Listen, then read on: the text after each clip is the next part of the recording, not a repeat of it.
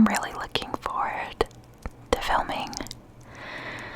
Today we're going to talk about somebody that is quite famous, or was, during his time alive and even his time after. We're going to talk about a singer and songwriter that was known for his prominent role in the Motown record company and for creating some Motown hits. We're going to talk about Mr. Marvin Gaye. Now, I'll be honest, I did not realize that Marvin Gaye was murdered, and murdered by a family member at that. I am a fan of Marvin Gaye's music and his incredibly sultry, beautiful voice, but I did not know anything about his tragic death. So we're going to talk about that today. Some of his most popular songs are Let's Get It On, Ain't No Mountain High Enough, Sexual Healing. Those are all great music and songs, and I hope that if you have not heard of them yourself, that you listen to them as soon as this video is over. Before we continue, I am going to ask my typical 2 requests. First, in the comment section below, you will find a pinned comment from yours truly, where I will list 3 cases that I am interested in covering. Please read through those cases and comment down below which one you would like me to cover. Second and final request, if you are a fan of the content that I create or what you hear in this video today, I humbly ask that you like the video and subscribe and hit the notification bell so you are notified as soon as I post my video. Okay, so that concludes my requests. Let's get back into it with Mr. Marvin Gaye. So, as mentioned, Marvin Gaye is perhaps one of the most influential American artists of all time and helped shape the sound of Motown from the 1960s onward. He was inducted into the Rhythm and Blues Music Hall of Fame, the Songwriters Hall of Fame, and even the Rock and Roll Hall of Fame. Now, though his voice is still heard across the world, and his work continues to influence people to this day, most people do not know that he was shot dead by his own father following an argument in 1984. This murder sent ripples throughout the world of soul music and even beyond. His death was comparable to artists like John Lennon and Elvis Presley, who were all 3 featured at one point on the first class postage stamps for the Postal Service Music Icons series. Just as a little fun fact. It's interesting that something that remains a point of sadness and, to be quite frank, bizarreness, that Marvin Gaye's last words insinuated that he actually wanted his father to kill him. He told his brother Frankie, quote, "I got what I wanted. I couldn't do it myself, so I made him do it." End quote. So, together, let's take a deep dive into this very tragic death of Marvin Gaye and the events leading up to it, including abuse at the hands of his own father, theories of a planned suicide, and ultimately unfortunately the loss of the legend known as the Prince of Motown. So, Marvin Gaye was born in 1939 in Washington, D.C. Originally, he was born with the last name Gaye, spelled as G-A-Y, and he was a junior, as his father was Marvin Gaye Sr. As I think is pretty common, Marvin Gaye was bullied in his upbringing, and many people bullied him at school because of his last name. And so he decided to add an E on the end of his name for it not to have that traditional spelling of gay in the sense of homosexuality. Even though he was bullied at school, being there and the things that he encountered at the time were really the least of his worries. The real evil that he experienced remained completely hidden from sight and took place in the four walls of his home. Marvin Sr. ran his home like a prison. He would frequently beat his son. He would starve his children and even abuse his wife, Alberta Cooper, in front of them, which is traumatizing for a child to watch. Marvin Sr., however, had already shown his dark side to Alberta when they got married in their early 20s.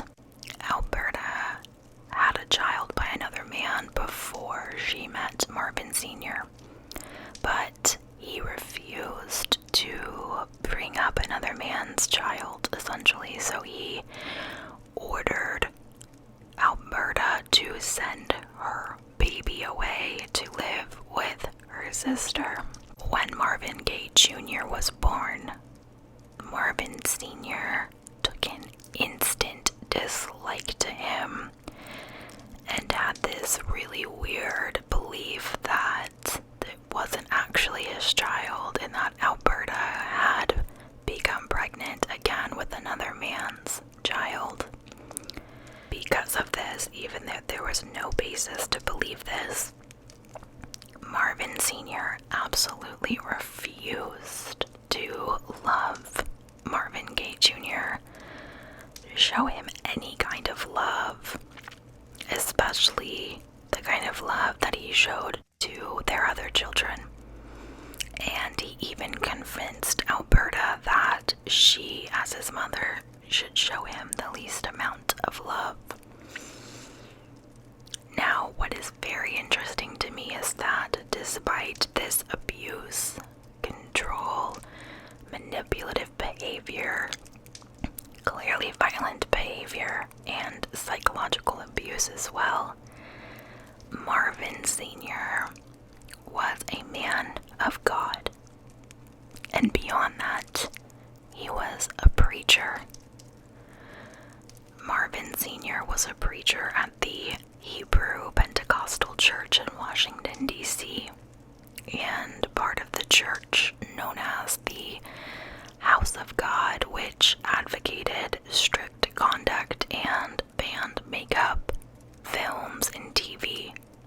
And so he was a big part of this sect of the church that was incredibly controlling.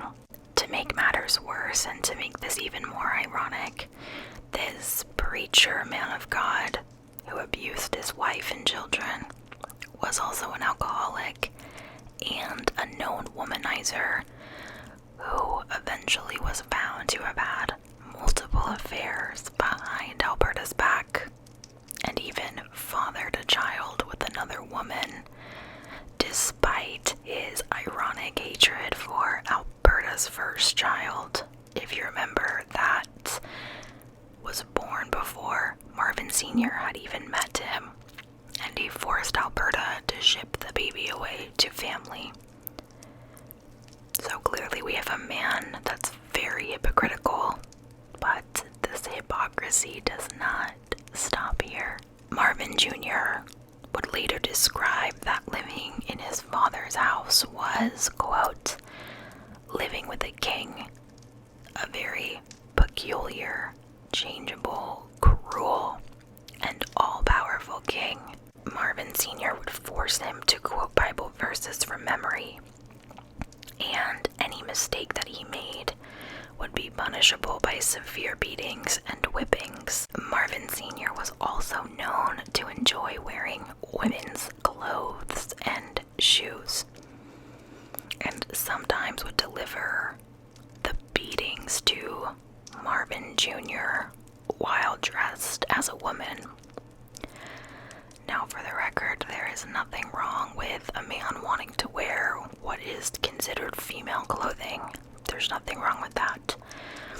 The beating of your child is what's wrong, and I only mention the fact that he would dress in the opposite gender's clothing by the standards of the time because it completely speaks to the hypocrisy of his character, especially as this almighty man of God and preacher. When he would starve his children, he would justify it by claiming that this hunger that they would experience would bring them closer to God.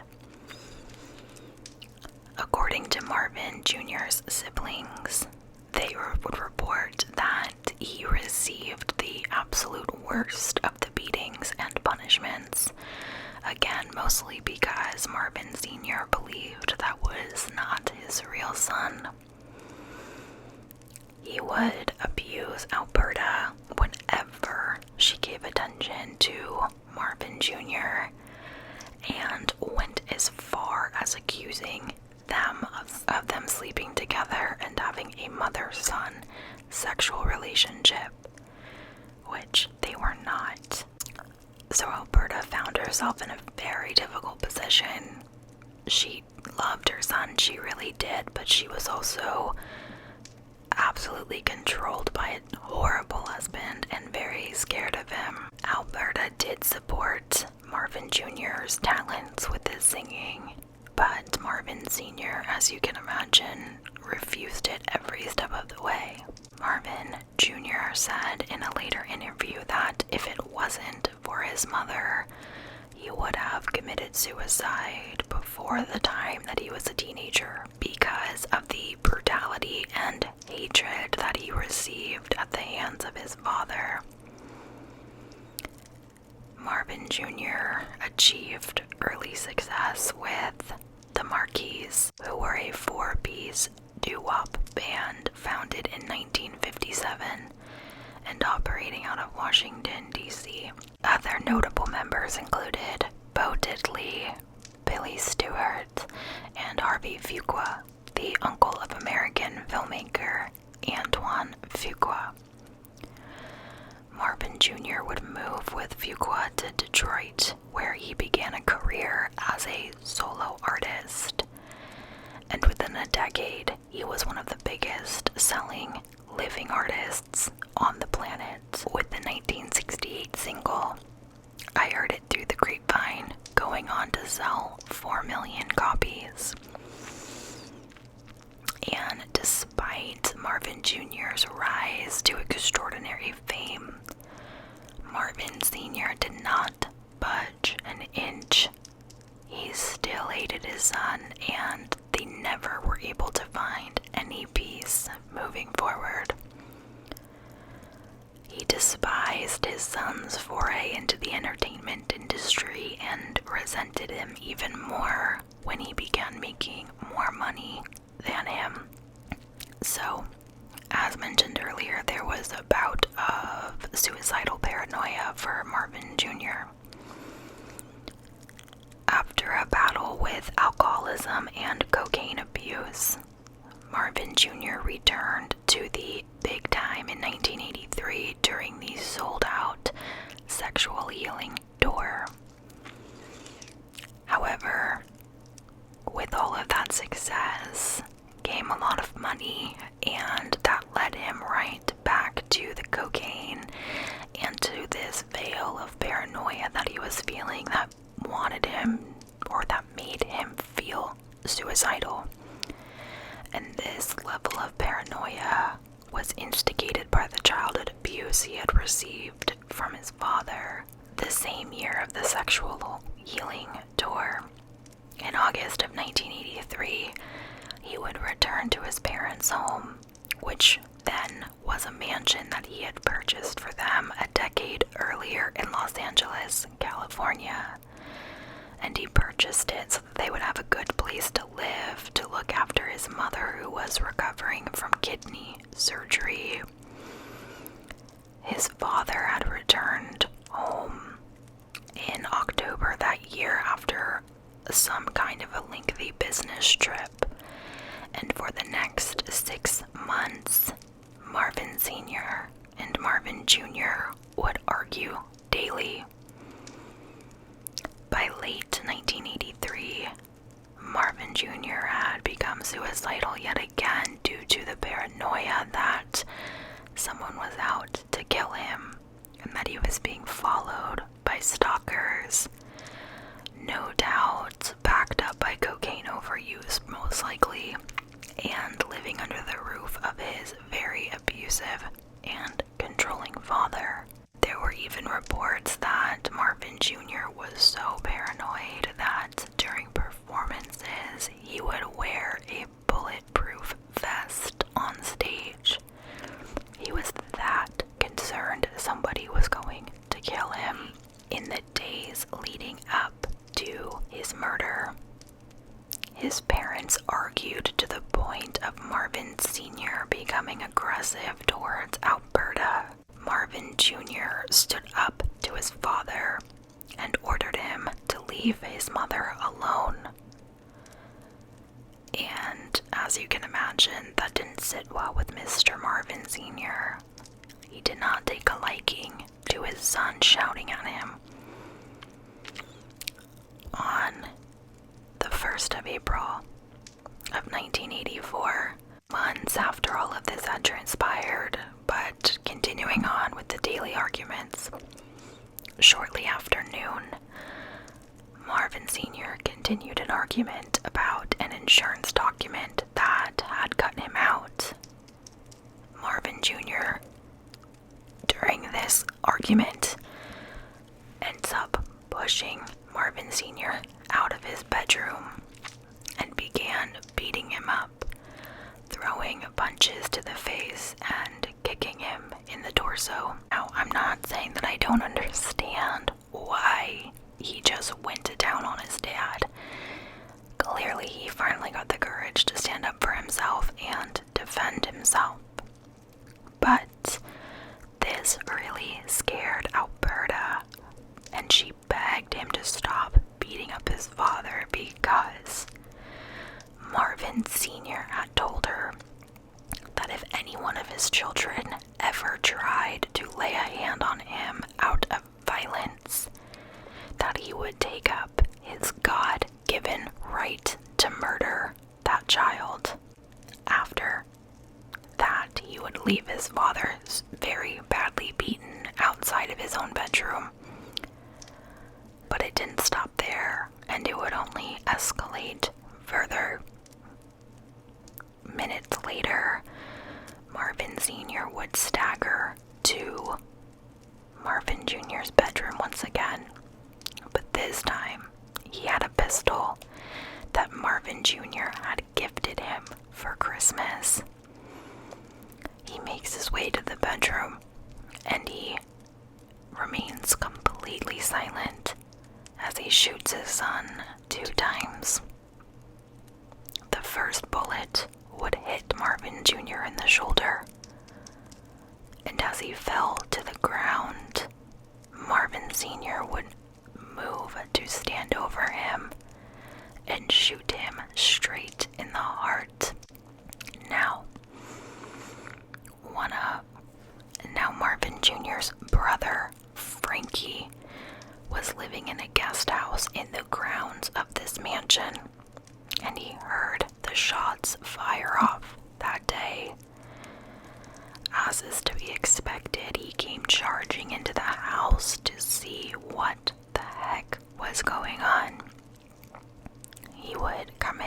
find his mother screaming for help before he was able to make his way up to his brother's bedroom. When Frankie got up to the room, he was already hit with the 2 bullets, and he was able to hold his brother in his arms as he shared his last words and took his final breaths. I said this earlier, but I'm going to quote it again. He says that his brother stated, quote, "I got what I wanted. I couldn't do it myself, so I had him do it. It's good. I ran my race. There's no more left in me." End quote. Shortly after this all transpired, police arrived at the Los Angeles mansion and arrested Marvin Sr., who was just casually sitting on the step of the front porch. They would later find the pistol under his pillow. Marvin Gaye Jr. was rushed to the hospital, but was already dead on arrival, and tragically this transpired one day before his 45th birthday on April 1st. As is fairly common in situations like this, an autopsy was completed, and it showed that there were trace amounts of cocaine and PCP in Gaye's system. PCP is known sometimes to cause the user to become violent, and could have been one of the many reasons why he was able to finally stand up to his father in a violent manner. Marvin Sr. told the police that he was scared of his son and kept the gun nearby in case he was ever attacked, which was allegedly something that he feared. And he also claimed he didn't know there were any bullets in the gun and had fired the weapon in self-defense, which I'm not buying that at all. How do you have a gun because you think someone's gonna attack you, but not know that there are any bullets in there? I don't know. 2 + 2 is 4, sir. That is 2 + 2 = 5. For me, it does not make sense. Marvin Sr. would be held at the Los Angeles jail as a case was built against him. Interestingly enough, it was determined that Marvin Sr. had a tumor that was growing at the base of his brain, and he went in for surgery to have it removed. There was question within his defense if he was fit to stand trial, and psychiatrists then were brought in to interview him, but they determined that he was competent and the tumor did not interfere with any cognitive abilities. So the investigation went through and stayed underway. In July of 1984, Alberta filed for divorce, citing that her son's death was the last straw of a very violent relationship. Marvin Sr.'s defense team filed a plea deal for voluntary manslaughter as the charge, which was agreed by the judge due to the amount of drugs in Marvin Gaye Jr.'s system and the injuries that he had inflicted on his father right before his death. So they were able to paint this picture that he was kind of a druggie to an extent and beat the living hell out of his father, so that there was some level of self-defense at play. Marvin Sr. was convicted and given a 6-year suspended sentence and 5 years of probation. During the sentencing at the trial and hearing, he claimed that he had loved his son and reiterated that this was self-defense, believing that his son could have and likely would have killed him in that attack. Now, if you remember, Marvin Gaye Jr. was murdered on April 1st, which is also commonly referred to as April Fool's Day. Now, I don't know, but that's common in the United States. I don't know if that's something in other countries, but in the event that it's not, April Fool's Day is like a silly holiday that people like to play jokes on one another. So, because he was murdered on April 1st and news spread quickly, artists and fans honestly just assumed that the news of his death was a joke.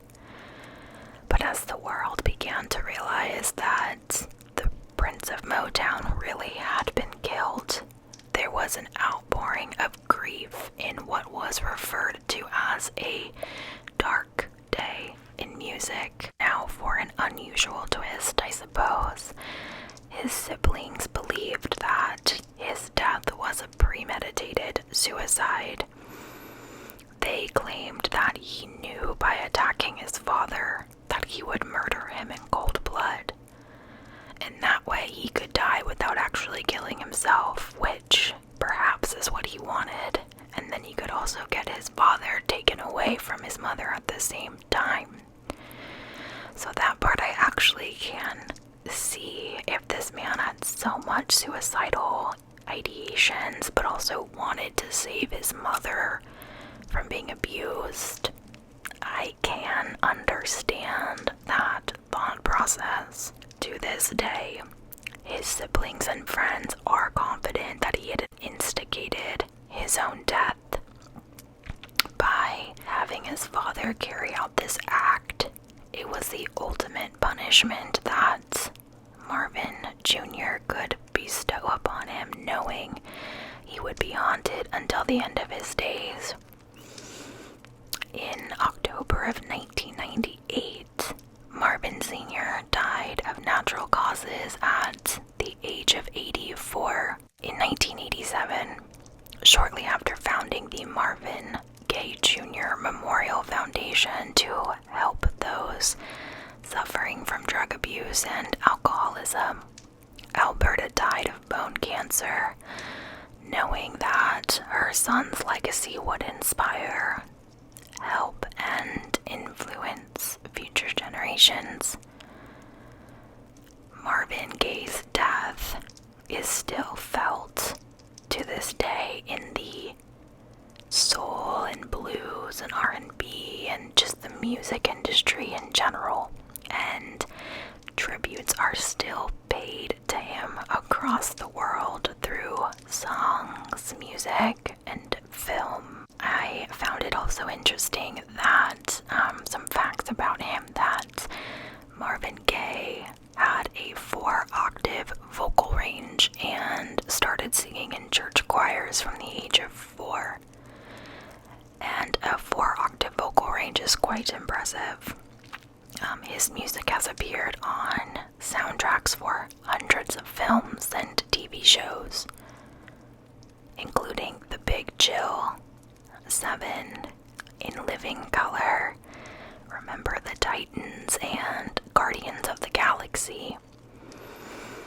In 1971, he signed a deal with Motown Records worth $1 million, which was the most money ever paid out to a black recording artist at the time.